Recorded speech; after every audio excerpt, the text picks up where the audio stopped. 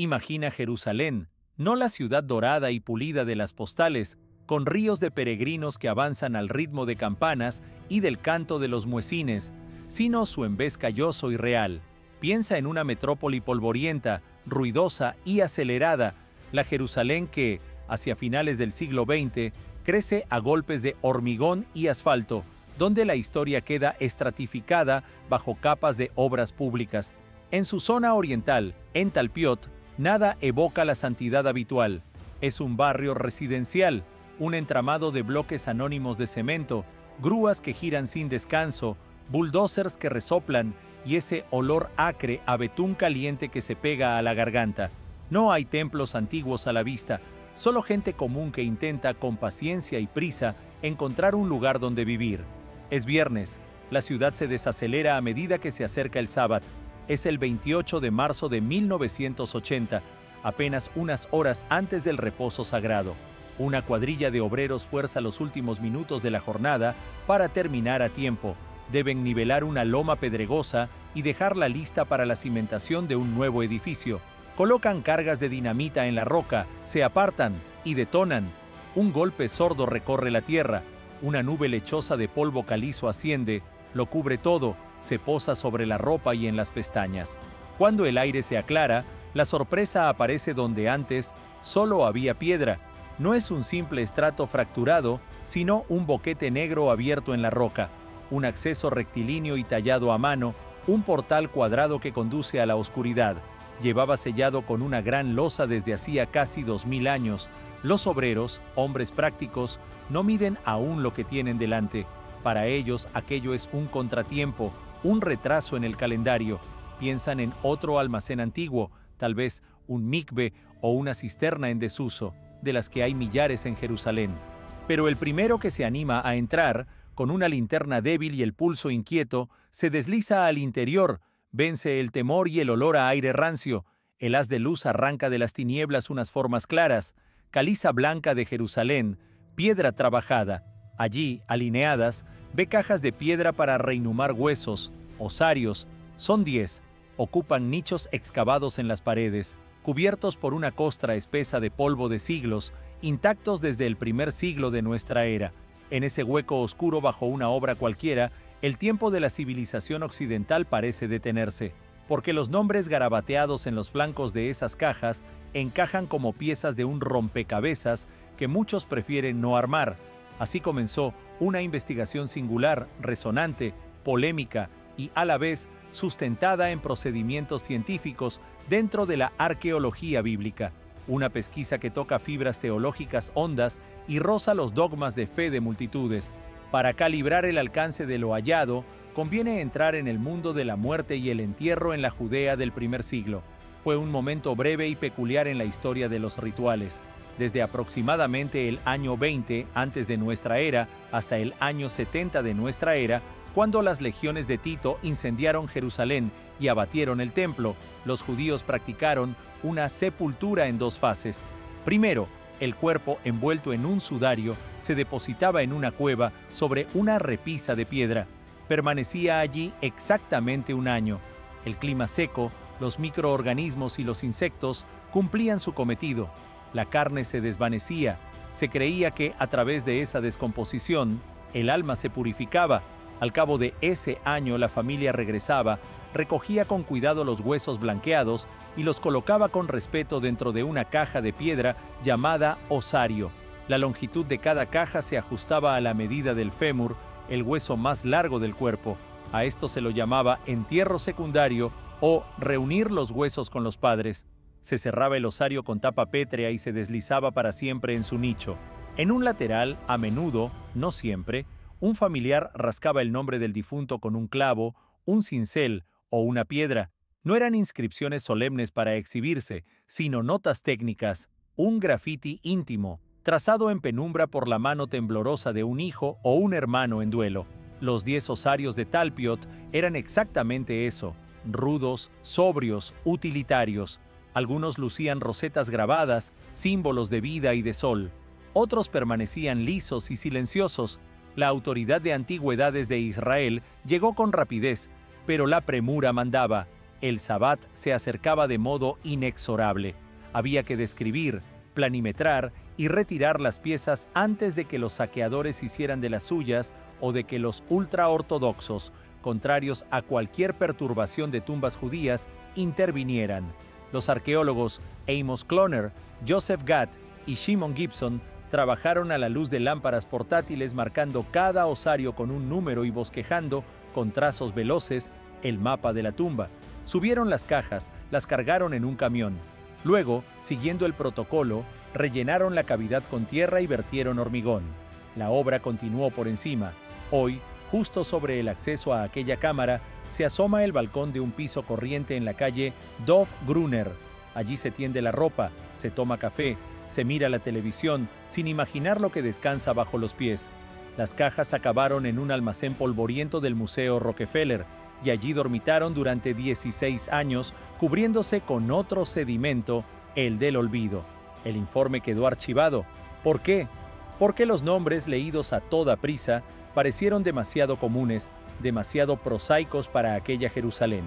Fue recién en los años 90, con un inventario sistemático y nuevas técnicas de documentación, cuando alguien decidió leer con calma, letra a letra, lo grabado 2 milenios atrás, el osario con el número de catálogo 80500, María, escrito en hebreo, un nombre frecuente sí, sigamos, el 80501, Yose, una forma diminutiva y afectuosa de José, extraordinariamente rara en esa época. La inmensa mayoría, casi el 99%, escribía el nombre completo. Sin embargo, en los manuscritos griegos más antiguos, en Marcos 6:3, a uno de los hermanos de Jesús se le llama precisamente Joses. La coincidencia obliga a arquear la ceja. El osario 8502, Mattia, Mateo, nombre común pero presente en la genealogía del linaje. El 8503, Judá, hijo de Jesús, Judá bar Yeshua. Esta inscripción sacude. Según el dogma eclesiástico, el Jesús histórico no tuvo descendencia. Podría parecer un argumento en contra, pero conviene no precipitarse. El 8504 guarda la inscripción más compleja y decisiva. En griego, a diferencia de las otras, Mariamne e Mara. Mariamne es una forma griega rarísima de María. Mara, en arameo, significa señora o maestra, en femenino. La traducción apunta a Mariamne, conocida como la maestra, o Mariam, la maestra. ¿Quién era esta mujer a la que se llamaba la maestra? Finalmente, el osario 8509, el más hermoso, adornado con rosetas y motivos geométricos. En su costado largo, con trazo firme, se lee en arameo, Yeshua bar Yosef, Jesús hijo de José. Los escépticos, y con razón, alzan la mano. Nombres así abundaban en aquella Judea. Jesús, María, José, eran como Juan, María y Pepe en una gran ciudad. La mera coincidencia de patronímicos no prueba nada, y tendrían razón si estos nombres estuvieran dispersos por distintos cementerios de la ciudad. Si Jesús apareciera en el Monte de los Olivos, María en el Valle de Cedrón y José en Siloam, no habría caso. Pero la situación es otra. Están reunidos en una misma cámara, una tumba familiar de unos 3 por 3 metros. El profesor de estadística Andrei Feuerberger de la Universidad de Toronto realizó un cálculo complejo, un análisis de conglomerados. Partió de una base con los nombres conocidos de la época, un onomasticón.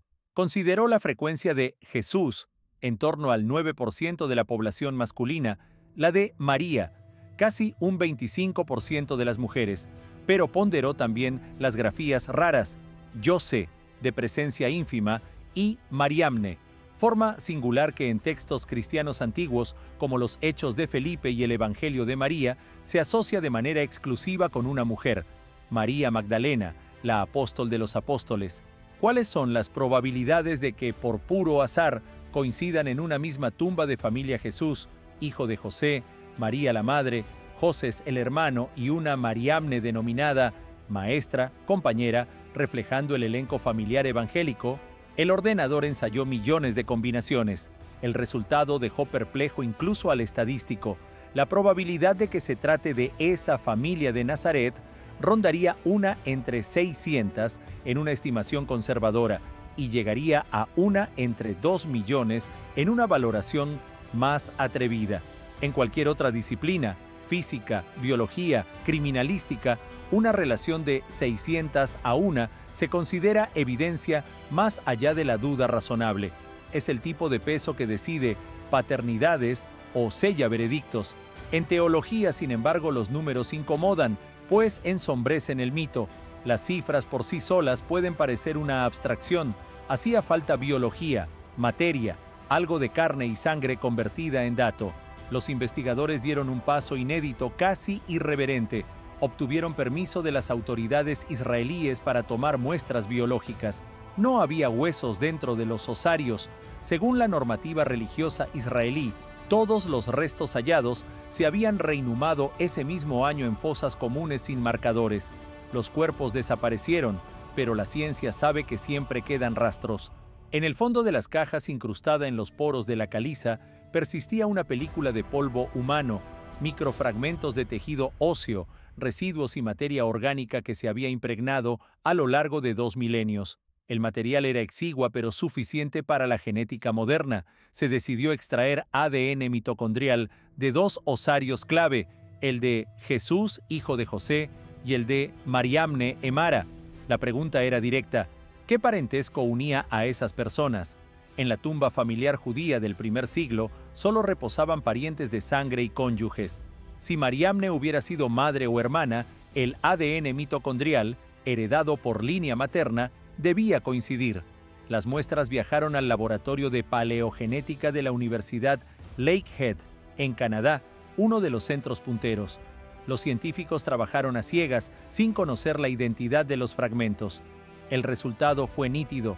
Los perfiles mitocondriales de Jesús y de Mariamne no coinciden, no comparten madre. Esa mujer no era su madre ni su hermana y, sin embargo, yacía en su cripta familiar, en lugar de honor a su lado. En los estrictos términos de la tradición judía de la época, la explicación plausible es que se trataba de su esposa. La genética no proclama un matrimonio, pero abre la puerta a esa relación y la vuelve verosímil. Muy cerca, un osario de menor tamaño lleva la leyenda Judá, hijo de Jesús. Con ese dato sobre la mesa, el mosaico genético empezó a parecerse a una imagen que durante 2 milenios fue discutida, negada o condenada. Un hombre que amó y fue amado, un hogar, una descendencia. La historia además se retuerce con un giro detectivesco. Los partes policiales y los inventarios arqueológicos de 1980 consignan con claridad que se hallaron 10 osarios en la tumba. Pero cuando los científicos acudieron a los depósitos del Museo Rockefeller, solo encontraron 9. El 10º había desaparecido. En el inventario antiguo constaba como sencillo, sin inscripción y fragmentado. ¿A dónde fue a parar? ¿Lo sustrajo un obrero? ¿Se desechó? ¿Se vendió en el mercado negro? Años después, en el 2002, un coleccionista privado de antigüedades de apellido Golan mostró al mundo un osario que, según afirmó, había comprado por poco dinero en el mercado clandestino de la Ciudad Vieja en los años 70. Aquella caja llevaba una inscripción que aceleró el pulso de los historiadores: Jacobo, hijo de José, hermano de Jesús. Fue la primera pieza arqueológica en mencionar de ese modo a Jesús. De inmediato, la autenticidad, en especial del segmento hermano de Jesús, fue cuestionada. Se abrió un proceso espectacular. La acusación sostuvo que el coleccionista había añadido esas palabras para multiplicar el valor del objeto. Entonces, intervino la geología forense. El doctor Ari Shimron, geocientífico veterano del Servicio Geológico de Israel, emprendió un estudio tan audaz como preciso. Sabía que la composición química del suelo de cada tumba de Jerusalén forma una huella única. Depende de proporciones de aluminio, silicio, hierro, fósforo y magnesio que, a lo largo de siglos, permean desde los huesos y la roca y cristalizan sobre las superficies. Shimron accedió de nuevo a la tumba de Talpiot, la reabrió, tomó muestras de sedimento y pátina de las paredes y de los osarios y comparó esa firma geoquímica con la pátina del osario de Jacobo. El análisis mediante espectrometría de masas arrojó una coincidencia llamativa. El osario de Jacobo compartía el mismo perfil y las mismas relaciones elementales que los de Talpiot. Había reposado en la misma tierra, respirado el mismo microclima. La conclusión era dura. El 10º osario desaparecido de Talpiot sería ese osario de Jacobo. Alguien lo habría retirado, quizá antes de la apertura oficial a través de una oquedad de saqueo, o tal vez habría salido de un almacén por manos poco limpias. Si Jacobo, hermano de Jesús, regresa a la tumba que reúne a Jesús, hijo de José, a María y a Josés, la probabilidad estadística de estar ante esa familia se dispara. Jacobo fue cabeza de la comunidad de Jerusalén tras la muerte de Cristo. Su presencia cierra el círculo indiciario. Los protagonistas centrales del relato neotestamentario se dan cita en una misma sala. También el vano de acceso encierra un enigma. Bajo capas de tierra y cemento se descubrió una fachada esculpida con un signo peculiar. No es una cruz. La cruz llegaría mucho después como emblema cristiano, solo a partir del siglo de Constantino. Los primeros judeocristianos recurrían a señales reservadas, peces, anclas, embarcaciones. En Talpiot, sobre la puerta, está labrado un gran chevrón, un ángulo apuntando hacia arriba, como si fuera un tejado, y bajo él un círculo. Puede verse como un ojo vuelto al cielo, como una pirámide y un sol, o como la boca estilizada de un pez que engulle una esfera. Los investigadores lo asocian con la señal de Jonás. En el Evangelio de Mateo, los fariseos piden una señal, una prueba. Jesús responde con una frase enigmática: no tendrán otra señal que la de Jonás. Jonás pasó 3 días y 3 noches en el vientre del gran pez y salió con vida. Es una metáfora de la resurrección, una imagen de tránsito por la muerte y retorno. Ese símbolo es rarísimo en tumbas judías de la época. Que figure nítido en la fachada sugiere que no era la cripta de un comerciante adinerado cualquiera, sino el lugar de reposo de un líder de secta, de la cabeza de un movimiento espiritual que se veía reflejado en Jonás y en la idea de resurrección. Un sello doctrinal grabado en piedra. ¿Por qué, si hay estadísticas, química y genética que convergen, el hallazgo suscita respuestas tan airadas? No se trata solo de nombres, la cuestión alcanza el corazón de la teología. El dogma principal de muchas confesiones cristianas, católica, ortodoxa, gran parte del protestantismo, afirma la ascensión corporal de Jesús.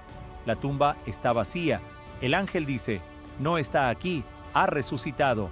Si sus restos, o incluso el polvo de sus restos, reposan en Talpiot, la ascensión física queda negada. El cuerpo habría permanecido en la tierra, sometido a las leyes de la naturaleza. Para un teólogo tradicional, eso es una hecatombe, una herejía, el derrumbe de cimientos. Si Cristo no resucitó, vana es nuestra predicación y vana vuestra fe, escribió Pablo. No obstante, algunos textos gnósticos tempranos, como los de la biblioteca de Nag Hammadi y parte del cristianismo primitivo, interpretaron la resurrección como un acontecimiento espiritual, una liberación del espíritu respecto de la carne.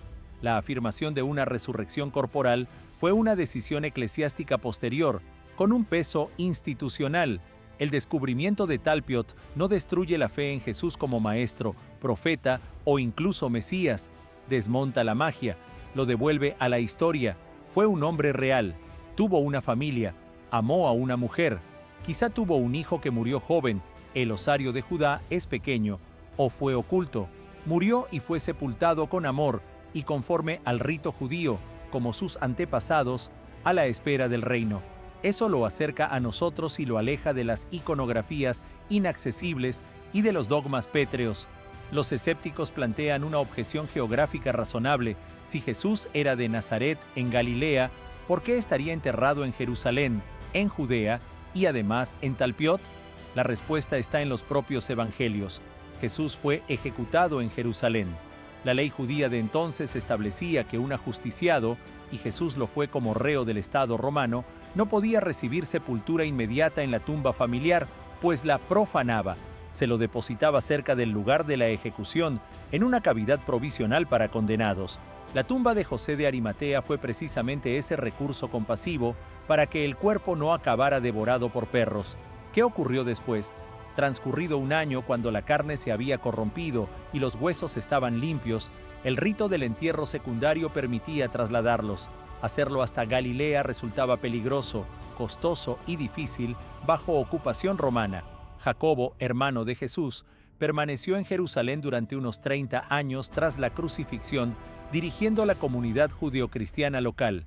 Es lógico pensar que adquiriera un espacio para una nueva cripta familiar en la Ciudad Santa, donde aguardaban el fin inminente de los tiempos y la llegada del reino. Talpiot, por entonces, era un suburbio próspero, lugar de sepultura de gente influyente.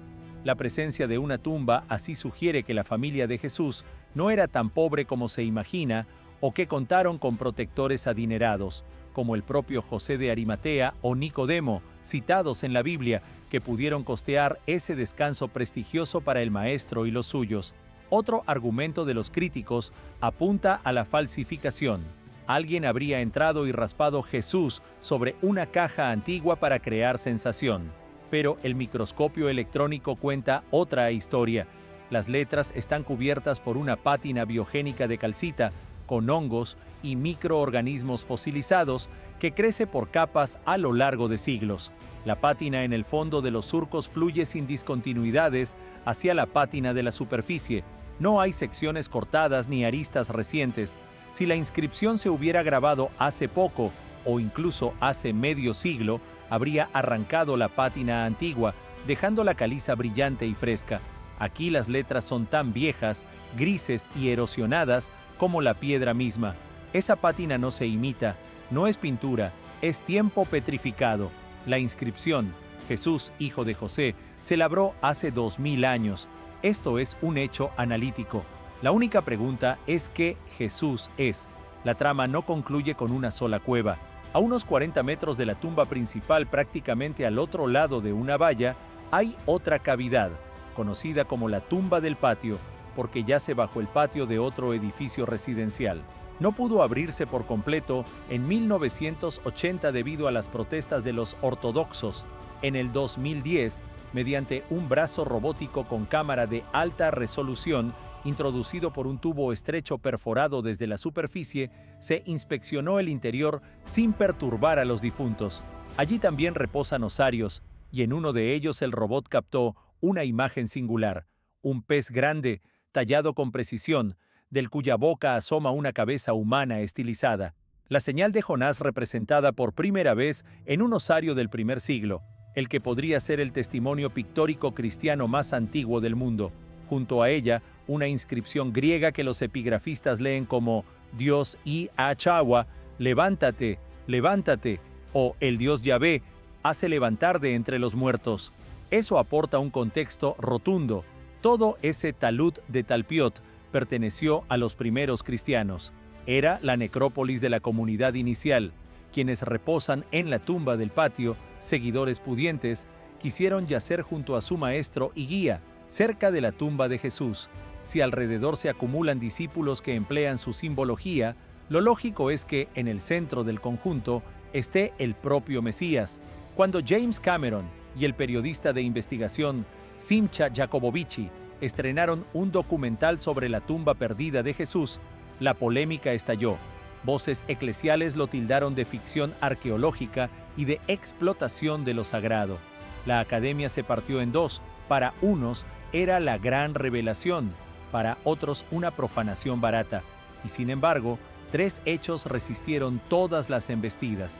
Primero, los nombres de los osarios son genuinos, antiguos y están bien leídos.